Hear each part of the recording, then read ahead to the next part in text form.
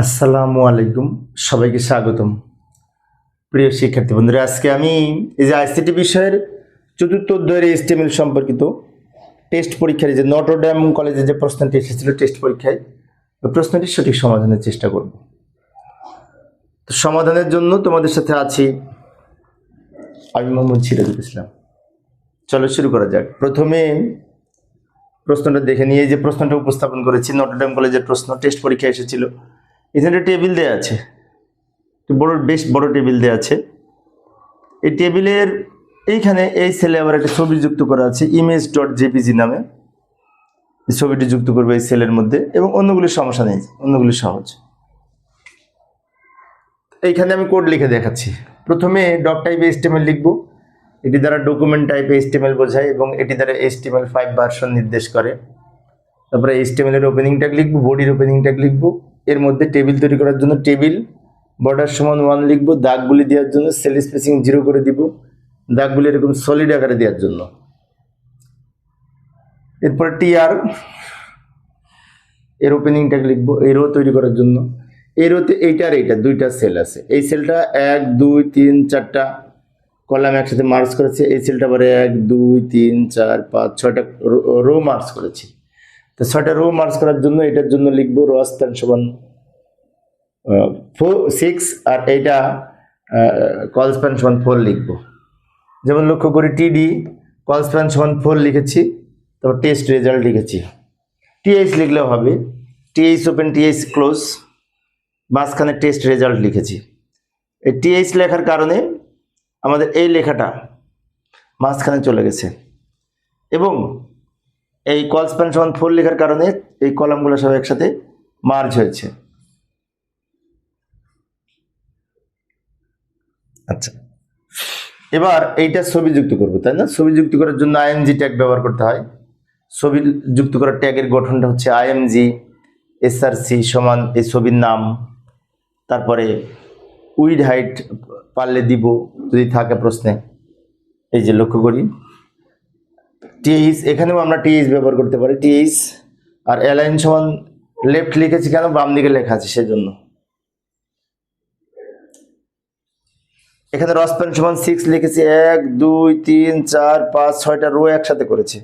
তা রসপ্যান সমান 6 লিখেছি, অ্যালাইন সমান লেফট লিখেছি বামে নেওয়ার জন্য। কারণ আমি যদি টিএইচ ব্যবহার করি তাহলে লেখাটা মাঝখানে যায়। টিএইচ এর লেখাকে যদি বামে নিতে চাই তাহলে টিএইচ এর সাথে অ্যালাইন সমান লেফট ব্যবহার করতে হবে, তাহলে বামে আসবে না।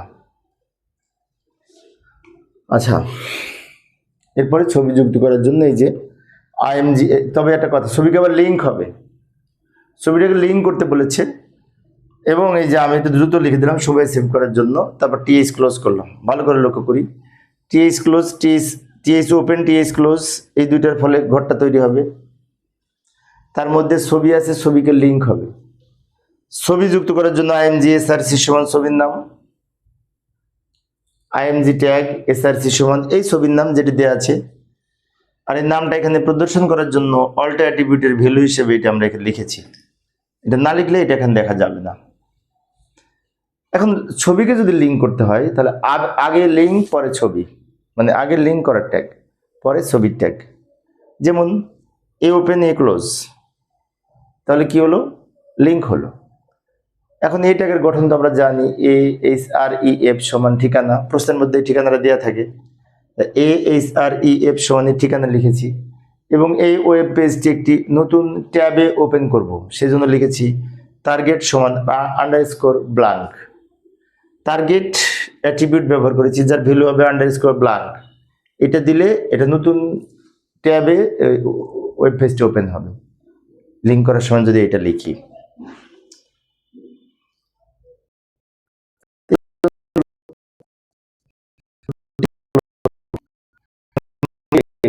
এই দুটো আর ঝামেলা নেই, এটা তৈরি করে তো সহজ। এবার আবার টিআর ওপেন করব, রোলের দুই পাশে টিডি লিখব, কিন্তু একটা কথা আছে, এই টিডির মধ্যে আবার বি লিখব।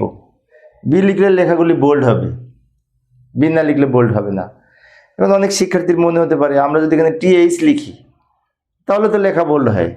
হ্যাঁ, টিএইচ লিখলে বোল্ড হয়, কিন্তু লেখা তো মাঝখানে থাকে, সেন্টার অ্যালাইন হয়। বাট এটা তো আবার বাম দিকে লেখা, যেহেতু বাম দিকে লেখা তা আমাদের এই টিডি লিখলেই হবে, মানে টিডি লেখা বাম দিকে হয়। আর টিডির লেখাকে বোল্ড করতে হলে টিডির মধ্যে আবার বি ব্যবহার করব।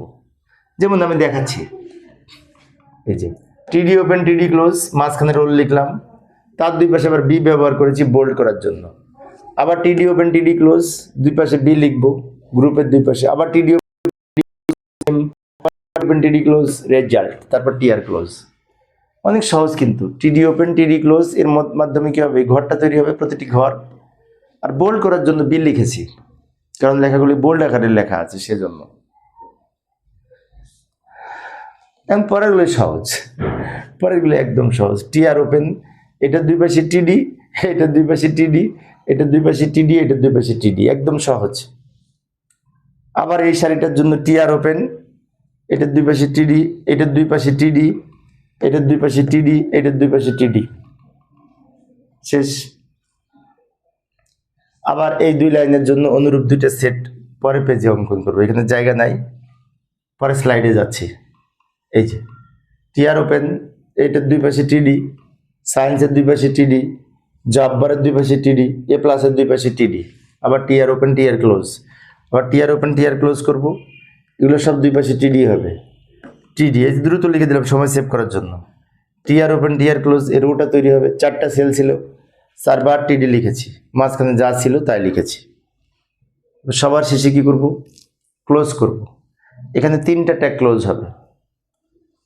এই টেবিল ওপেন করেছিলাম, টেবিল ক্লোজ করব, বডি ওপেন করেছিলাম, বডি ক্লোজ করব, এবং এইচটিএমএল ক্লোজ করব। এই 3টা ট্যাগ শেষে ক্লোজ হবে। এইভাবে আমরা এই ধরনের প্রশ্নের উত্তর লিখতে পারি। প্রিয় শিক্ষার্থী বন্ধুরা, এই ছিল আজকের আলোচনা। আমি শিক্ষার্থীদের অনুরোধে একটি একটি করে প্রশ্নের সমাধান করার চেষ্টা করি। পরের ক্লাসটি দেখার আমন্ত্রণ রইল। খোদা হাফেজ।